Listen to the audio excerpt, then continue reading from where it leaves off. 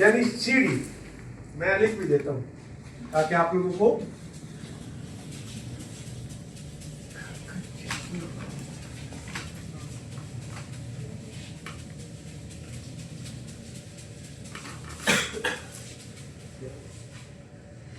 क्योंकि आगे पेपर आ रहे हैं किसी CSS के, तो इस वजह से मैंने कहा ऐसे क्वेश्चन करें, आप लोगों को बताएंगे ताकि जो अभी जो पेपर दे रहे हैं उनके लिए वो जो थोड़ा सा और इजी हो जाएगा। तो हमने क्वेश्चन लिखना है, the ladder makes the angle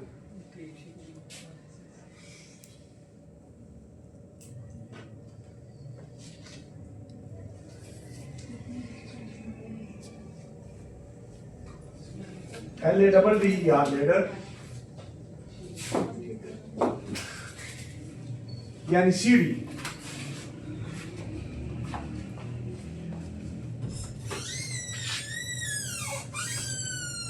makes an angle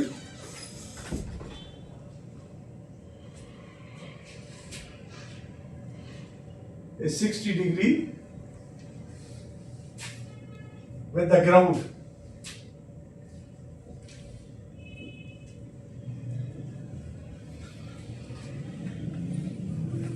With the ground and reaches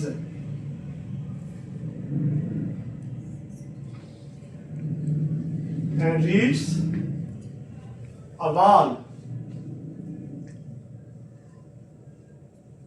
at a height of 12 meter. Find the length of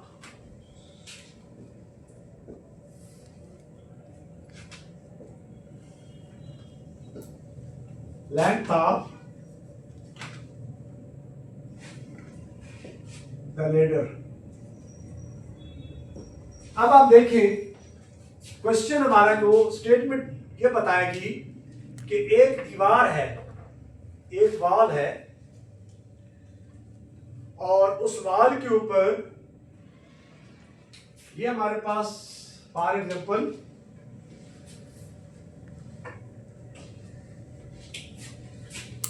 ये दीवार है, it is a wall according to the questions. There is ladder, सीढ़ी कैसे लगाते हैं, ये सीढ़ी लगाएगी, क्या इस तरीके से लगाई गई है, यहां पर इसका जो एंगल बनेगा वो 60 डिग्री का बनेगा। इसका नाम रख देते हैं ABC और इसका D रख देंगे, यानी BD दीवार है, और उसके बाद जब आप इसको सीढ़ी लेडर यहां पर रखेंगे इस लेवल पे, इस तरीके से रखनी है कि 60 डिग्री। अगर इसका एंगल बढ़ता जाएगा तो ये सीढ़ी ऊपर की तरफ चलती जाएगी। देखो ना, अगर मैं इसको यहां पर रखता तो ये सीढ़ी यानी इसकी एक तो हाइट के ऊपर भी ज्यादा हाइट के ऊपर पहुंचती और इसका एंगल भी ज्यादा हो जाता। अगर मैं एंगल 30 करता हूं तो इसकी और आगे जो है इसका एंगल छोटा होगा और ये जो है और नीचे आती जाएगी। तो इस तरीके से करके आप जब क्वेश्चन के स्टेटमेंट हम पढ़ेंगे तो हमें यह पूछा गया है कि जो हाइट है दीवार की, यानी यहां ये जहां तक पहुंची है ये है 12 मीटर्स, ये इसकी हाइट है। अब हमें हाइट मालूम है, ठीक है, लाइन ए भी हमें मालूम नहीं है, ए बी क्या है, यानी इसको एडजेसेंट साइड भी कहते हैं। इसको क्या कहेंगे, ए बी को एडजेसेंट साइड्स।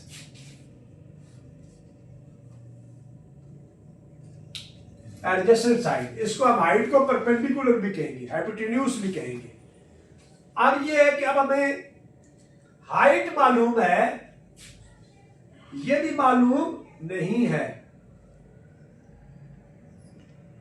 हाइपोटेन्यूज भी हमें मालूम नहीं है, लेकिन हमने मालूम क्या करना है, इसकी एडजेसेंट साइड मालूम करनी है। तो मैंने क्या कहा था कि जब एडजेसेंट साइड और हाइट इन्वॉल्व होगी और एंगल होगा तो तीन चीजें बन गई, थीटा यानी 60 डिग्री, एडजेसेंट साइड नहीं मालूम, हाइट मालूम है। तो अब सवाल में हमसे क्या पूछा गया है, the ladder makes an angle of 60 degree with the ground, यानी ग्राउंड के साथ इस एडजेसेंट साइड के ऊपर 60 डिग्री का एंगल बना है। Reach a wall at height of 12 metre, ये जो हमारे पास बी डी वॉल थी, ये जब मैंने 60 डिग्री के एंगल पर रखा है ग्राउंड के ऊपर, तो ये इसकी हाइट जो है वो 12 मीटर बनी है। तो बताएं कि जब 60 डिग्री पे एंगल होगा तो फिर बी और ई के दरमियान कितना फासला होगा, या लाइन बी ए बी कितनी बनेगी। इसी तरीके से अगर मैं ये एंगल 30 डिग्री होगा तो फिर इसकी लेंथ और होगी, अगर ये एंगल 45 डिग्री होगा तो फिर भी इसकी लेंथ और होगी। इस वजह से करके हमें ये देखना है कि अब हमारे पास तीन चीजें इन्वॉल्व है, एडजेसेंट साइड, हाइट और एंगल। तो अब मैं आप लोगों से ये पूछना चाहता हूं, जैसे मैंने आप लोगों को समझाया था कि अब हमारे पास तीन चीजें इन्वॉल्व है, ये हाइट और एडजेसेंट साइड। एडजेसेंट साइड पे कौन सा एंगल होता है, कौन सा थीटा होता है, कॉस थीटा। कौन सा होता है, कॉस थीटा। यहां पर आपके पास आ जाएगा होता है कॉस थीटा, ये हमने, और उसके बाद इसके ऊपर कौन सा होता है, साइन थीटा। अब साइन वाली हमें वैल्यू मालूम है, कॉस वाली हमारे पास वैल्यू नहीं है, और एंगल है। तो अब इसमें मैं कौन सा फार्मूला लगाऊंगा, मैंने तीन फार्मूले आप लोगों को बताए थे। ये कहा था, दोबारा सुन ले, साइन एंगल या sine theta is equal to height upon hypotenuse, और cos theta is equal to base upon hypotenuse, और tan theta is equal to height upon base या एडजेसेंट साइड। अब कौन बताएगा इनमें से, मैं, क्योंकि मैं ये दिया क्या है, हाइट की वैल्यू दी गई है, एडजेसेंट साइड की वैल्यू मैंने मालूम करनी है, और एंगल दिया गया है, हाइपोटेन्यूज नहीं दिया गया। तो मैंने क्या मालूम करना है, cos थीटा। तो कौन सा फार्मूला लगाऊंगा, मैंने तीन फार्मूले लिखे हैं, 1 2 3। अगर आप कहते हैं मैं दूसरे वाला लगाना है, तो मेरे थीटा की भी वैल्यू मालूम होगी, और उसके बाद बेस की भी वैल्यू मालूम नहीं है, हाइपोटेन्यूज की भी वैल्यू मालूम नहीं है। तो मुझे तीन में से दो की वैल्यू चाहिए। आप बताएं आप कौन सा लगेगा, अभी tan थीटा लगेगा, तीसरा लगेगा, यानी tan theta is equal to h upon base. ये आप लोगों ने चीज जरूर देखनी है, क्लियर इट हैदर। अब आ जाएगा हमारे पास, इस वजह से लिखेंगे tan थीटा यानी tan 60 डिग्री। अब आप कैलकुलेटर निकालें ताकि जैसे मैं पूछूं तो फौरन उसका जवाब दे। tan 60 degree is equal to, यानी tan theta is equal to height upon base, h upon base. तो अब हमारे पास क्या आ जाएगा, base,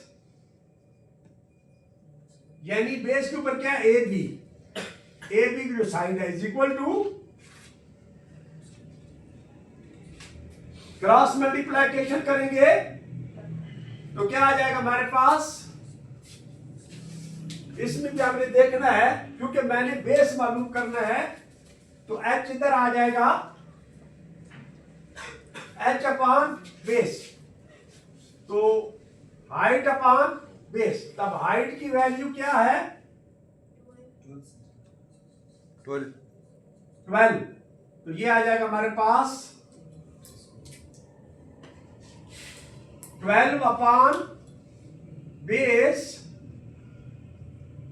is equal to tan theta, tan 60 degree. अब मैं इसको इधर आकर डिवाइड कर देगा और बेस इधर आ जाएगा, तो क्या आ जाएगा, base is equal to 12 divided by tan 60। अब tan 60 डिग्री की वैल्यू निकाले जल्दी से। tan 60 डिग्री की क्या वैल्यू आएगी, 1.73। 12 डिवाइडेड बाय 1.73, 12 को 1.73 से डिवाइड करें। अरे आप 6.93 क्या आएगा?